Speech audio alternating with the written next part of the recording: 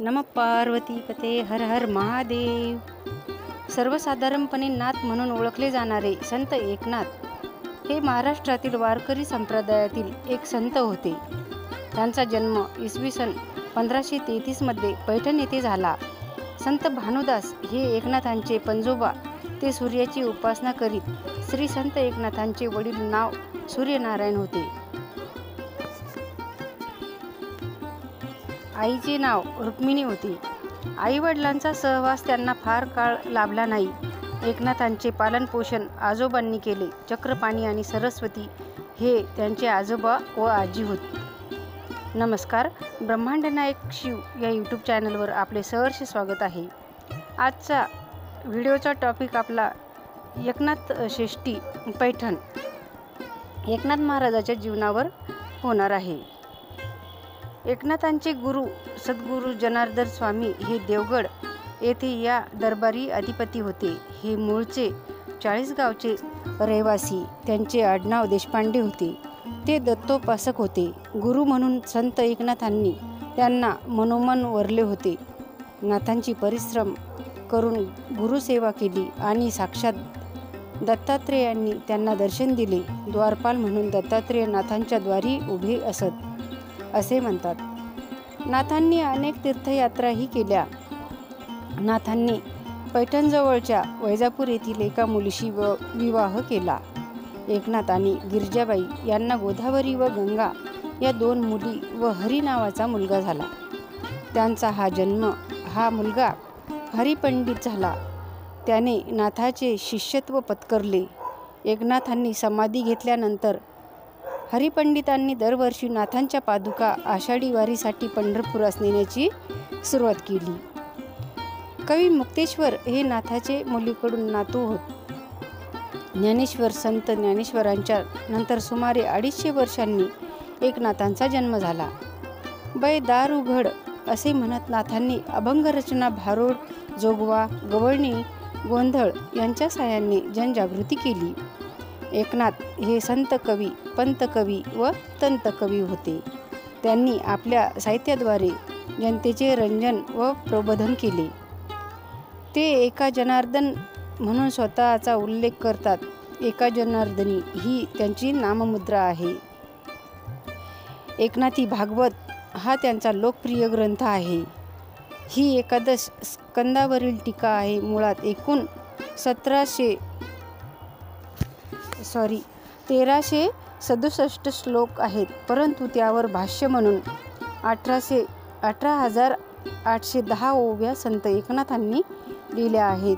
व्यासांनी रचलेले मूळ भागवत 12 स्कंदाचे आहे। नाथांनी लिहिलेल्या भावार्थ रामायणाच्या सुमारे 40,000 ओव्या आहेत।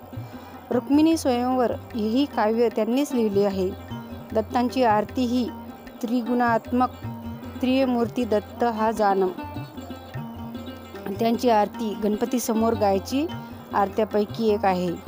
सर्वात महत्त्वाचे म्हणजे एकनाथांनी ज्ञानेश्वराची प्रत शुद्ध केली।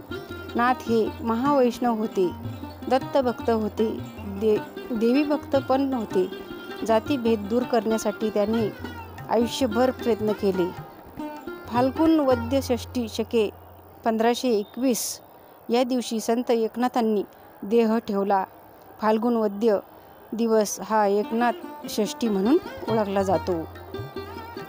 संत एकनाथ 1533 पालनपोषण भानुदास महाराज यांनी केले, म्हणजेच त्यांचे आजोबा यांनी त्यांचे पालनपोषण केले।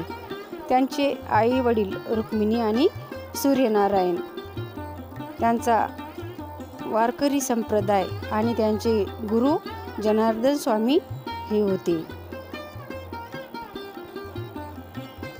त्यांचा बालपण त्यांचा जन्म एखाद्या खानदानी देशस्थ ब्राह्मणाच्या घरात इसवी सन 1533 पैठणात झाला।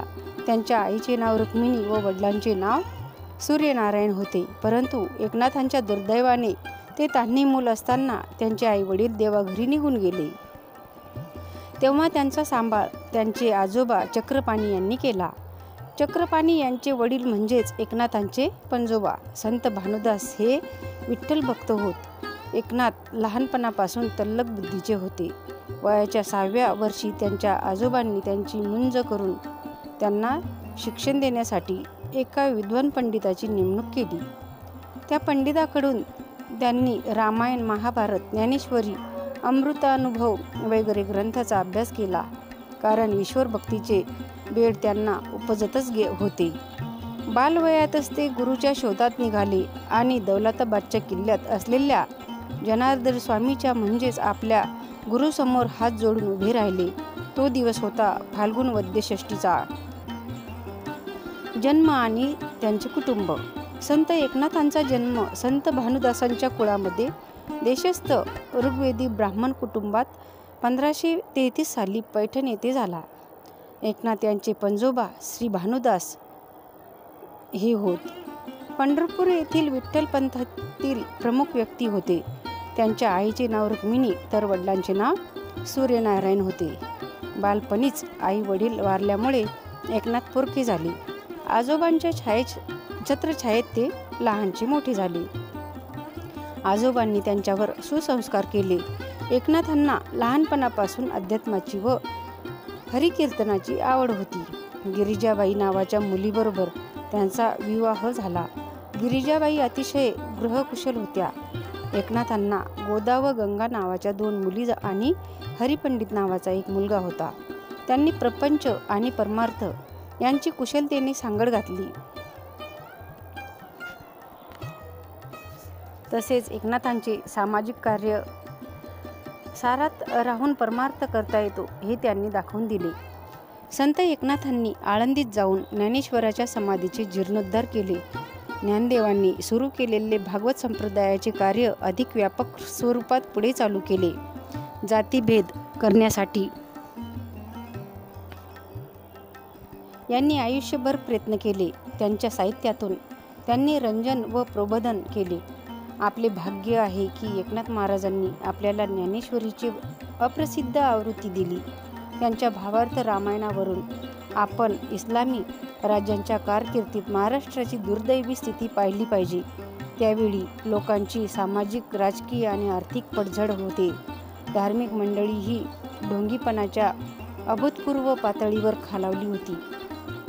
संत एकनाथ महाराजांनी या अनिश्चित मार्गाने धर्माच्या मूर्ती तयार केल्या. त्यांच्यातील काहींनी एकनाथ महाराजाकडून धडे घेतले आणि स्वतःला सुधारण्याचे काम केले आणि खरोखरच समाजाच्या उन्नतीसाठी काम करण्याचा प्रयत्न केला. एकनाथ महाराजांनी समाजाला हे सिद्ध केले की भक्ताच्या माध्यमाने एखादा नियमित गृहस्थ तसेच आध्यात्मिक विकास होऊ शकतो. एकनाथ महाराजांच्या जीवनाने लोकांना दाखवून दिले की ऐहिक साधने ही आध्यात्मिक साधने देखील असू शकतात. त्यांनी लोकांच्या आकांक्षा वाढवल्या आणि त्यांच्यात भागवत धर्म आणि मजबूत पात्र निर्माण करण्यासाठी अभिमान बाळगला. तथापि हे दुर्दैव आहे की एकनाथ महाराजांच्या कल्पना आणि शिकवण योग्यरित्या लोकांच्या अंतःकरणाने आणि मनामध्ये ओततात येण्यापूर्वीच परदेशीयांनी केलेल्या हल्ल्यांनी लोकांचे प्रयत्न वळवले आणि त्यांचे प्रयत्न संक्षिप्त झाले. एकनाथांनी महाराष्ट्रात वासुदेव संस्थान नावाची चळवळ सुरू केली. यामध्ये वासुदेवा म्हणून ओळखल्या जाणाऱ्या व्यक्तींनी घरोघरी भेट दिली.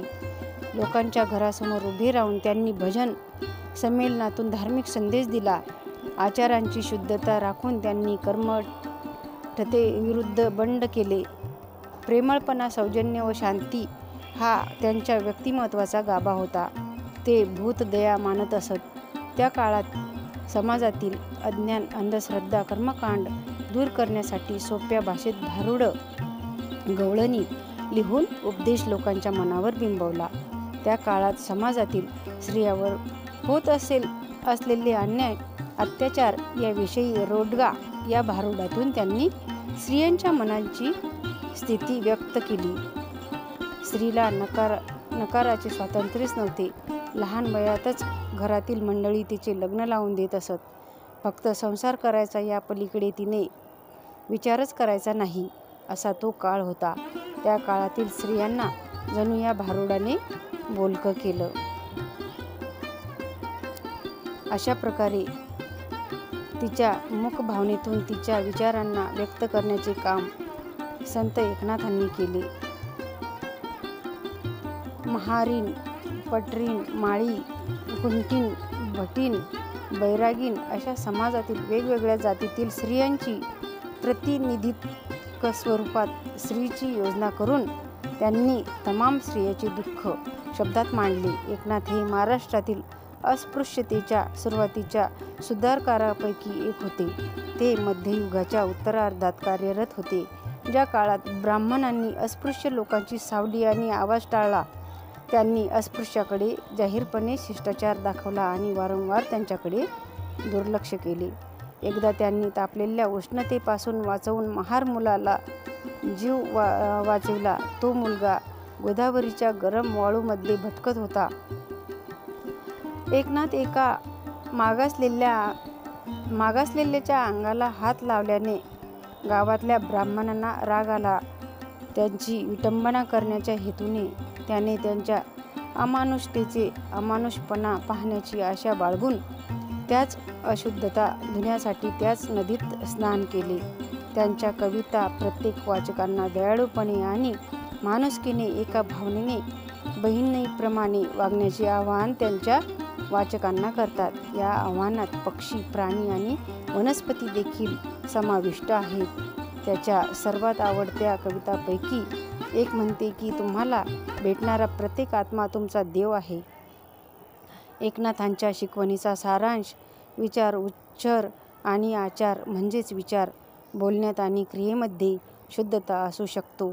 जेव्हा त्याची कार्य, वचने आणि उपदेश यामुळे लोकांमध्ये आशा निर्माण झाली, जेव्हा त्यांना त्या सर्वांची सर्वात जास्त गरज होती. धन्यवाद.